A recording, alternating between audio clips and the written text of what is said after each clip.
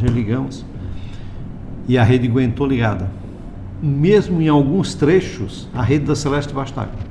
De 1983 a 2023, muita coisa mudou na forma do Alto Vale enfrentar as enchentes. Se há 40 anos atrás Rio do Sul ficou semanas no escuro, hoje o cenário é outro. Tecnologia, planejamento e dedicação humana ajudam a moldar uma nova história. No estado, os eventos climáticos extremos deixaram de ser episódios raros para se tornarem desafios recorrentes. Em 2023, Rio do Sul registrou 7 enchentes, incluindo a segunda maior da história, perdendo apenas para a de 1983, quando o nível do rio chegou a 13 metros e 58 centímetros. De setembro a novembro de 2023, chuvas incessantes transformaram ruas em rios e casas em ilhas de improviso. Abrigos lotavam e a cidade parava diante a força das águas. Na capital do Alto Vale, o rio Itajaí-Açu alcançou 13 metros e 4 centímetros, atingindo metade da área urbana e deixando quase 19 mil pessoas desalojadas. Com milhares de residências inundadas, crescia também a demanda por energia elétrica, enquanto o risco de apagão se tornava cada vez maior. Durante as cheias, a Celesc também precisa se reorganizar internamente. Além de garantir energia em meio ao alagamento, a companhia desloca equipes, retira equipamentos da sede e cria bases alternativas para manter o atendimento. A enchente é um cenário traumático para toda a população que vive enchente. Inclusive, eu vivi enchentes quando eu era criança, então isso é um evento que cria trauma para a população, porque as pessoas precisam sair de casa, perdem todos os seus bens, e aqueles que não conseguem tirar, perde tudo, e quem consegue tirar, quando volta, boa parte está estragado, por conta da movimentação.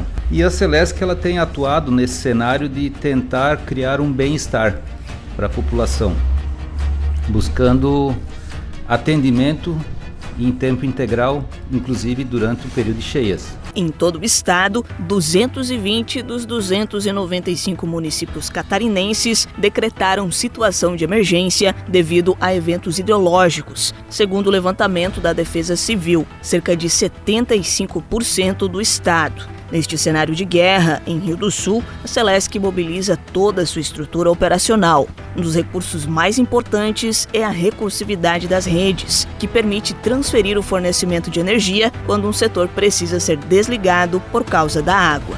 A gente tem a recursividade das redes, né? Aí se dá algum problema em uma rede, a gente consegue transferir para outra. Aí a gente vai tendo cuidado com a questão de alagamentos, né? Porque alguns locais a água sobe mais, né? Daí então a gente tem que acabar desligando algumas redes, mas tem a recursividade para transferir para outro local. A gente acompanha conforme sobe o nível do rio, e a gente tem as cotas, né? Pelas ruas, daí a gente já tem um conhecimento de enchentes anteriores no momento de desligar as redes. A Celesc já trabalha para ampliar esse sistema em todo o estado. O objetivo é que nos próximos anos, cada cidade conte com uma segunda fonte de energia. Isso a gente está fazendo para todas as cidades até 2030, todas as cidades terão uma recursividade, ou seja, uma segunda fonte que alimente ela. Além da dificuldade de deslocamento, o cenário também oferecia riscos invisíveis.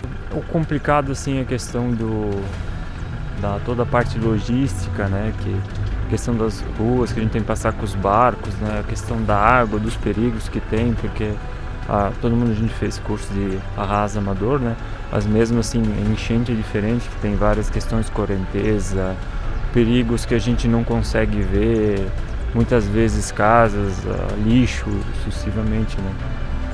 Teve colegas nossos de empreiteiro que ganharam leptospirose pelo contato com a água. A Celesc opera em 16 regionais e mantém um plano de contingência dividido em 4 níveis. A cada alerta da Defesa Civil, equipes são reforçadas e deslocadas. A parceria entre Celesc e Defesa Civil é outro ponto fundamental durante as emergências. A parceria da Celesc é muito importante, porque ela é um pilar fundamental aí, até no restabelecimento das condições de normalidade, principalmente relacionado à energia elétrica. A gente sabe que a Celesc tem uma central de monitoramento bem robusta, e ela também tem toda aquela parte da energia em tempo real, né?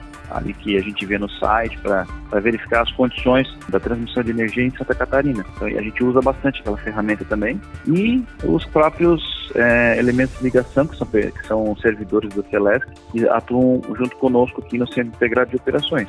Segundo o diretor de distribuição da Celesc, Cláudio Varela, eventos climáticos severos em Santa Catarina, como o ciclone Bomba, que atingiu as 16 regionais em 2020, exigiram investimentos superiores a 20 milhões de reais para a recomposição do sistema. Já enchentes, como a de 2008, na região de Blumenau, demandaram mais de 50 milhões de reais em reparos. Após a enchente, os danos mais comuns não estão nos postes ou nas redes, mas nos medidores. Na cheia de 2023, cerca de 23 mil equipamentos precisaram ser substituídos no Alto Vale. Com relação às enchentes de 2023, é que nós tivemos 8 municípios praticamente atendidos, né?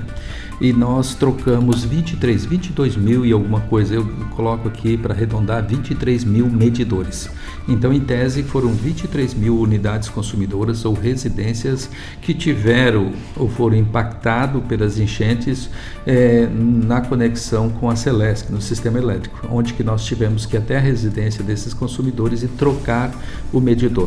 Então, por aí você imagina o impacto em mão de obra, em faturamento, em dificuldades que nós tivemos, porque foram 2 momentos distintos. Então, começou ali em setembro, que nós tínhamos até um problema com leitura e estávamos trocando a empreiteira. Aí veio as enchentes em novembro, outubro, novembro.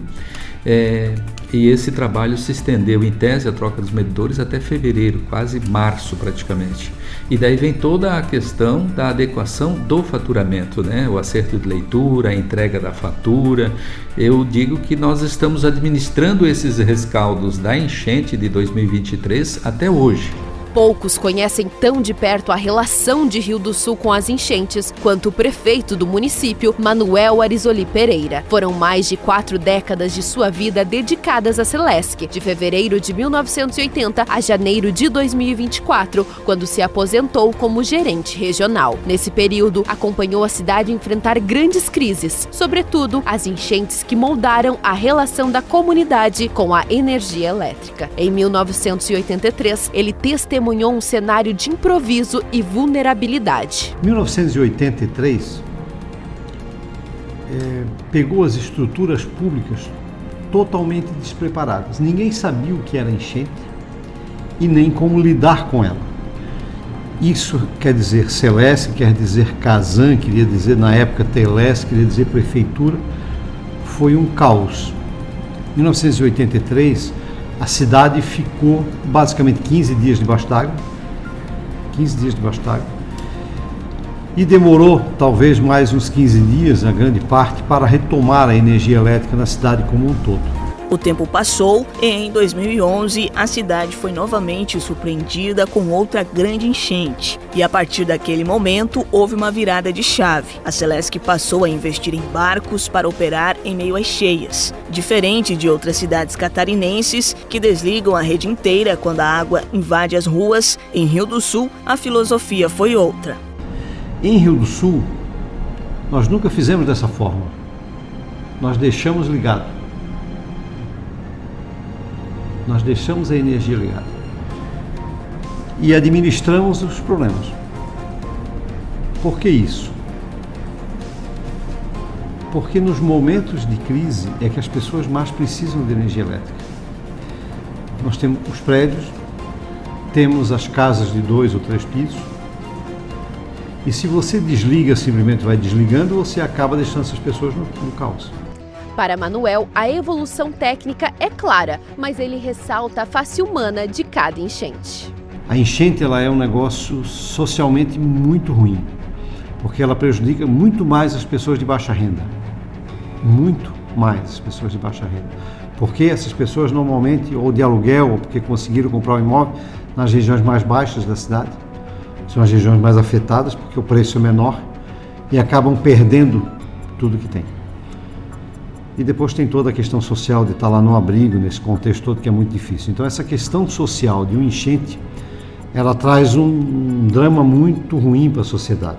Para garantir a segurança no atendimento, a companhia investe em treinamentos. Mais de 15 profissionais são habilitados para conduzir barcos, além de receberem capacitação específica para manobras em áreas alagadas. A gente tem uma habilitação do arraiz amador, né, que é a condução, é a habilitação necessária para conduzir um barco. E além disso a gente faz um treinamento específico de manobra de rede. No momento que alaga a gente não sabe o que tem debaixo d'água, né? Geralmente a gente está andando em área urbana, pode ter cerca, pode ter várias coisas ali, a gente tem que ter esse cuidado. E além disso é energia elétrica, então a gente tem que ter cuidado redobrado, né? Além da presença humana, a inovação também fortaleceu o sistema elétrico. Nos últimos anos, a Celesc investiu em soluções que aumentam a robustez da rede, como religadores automáticos, que permitem o reabastecimento imediato em falhas temporárias, e cabos protegidos, que reduzem risco de interrupção em contato com galhos ou objetos. A empresa também ampliou o uso da automação, com destaque para o telecomando, que é o controle remoto da rede elétrica. A frota também evoluiu com esse processo. Hoje, a maioria dos veículos são picapes, mais adequadas para circular em áreas alagadas e atender rapidamente às ocorrências. Se em 1983 a população de Rio do Sul ficou quase um mês sem energia elétrica, o cenário em 2023 foi bem diferente. No auge das enchentes de novembro, cerca de 99% das 135 mil unidades consumidoras de 7 cidades do Alto Vale permaneceram com fornecimento. Apenas 800 ficaram temporariamente sem abastecimento. Em Rio do Sul, a maior interrupção ocorreu no bairro Canoas, onde o fornecimento foi suspenso por um dia. Esse episódio no bairro Canoas ficou marcado na memória da comunidade, pois a rede precisou ser desligada para preservar a vida de uma moradora em risco. Nós desligamos a rede do bairro Canoas para salvar aquela senhora e quando ligamos a rede ela não aguentou mais ligada. Ficamos aquela noite todo o bairro Canoas sem luz e no dia seguinte nós começamos a administrar a crise de deixar um bairro todo sem luz.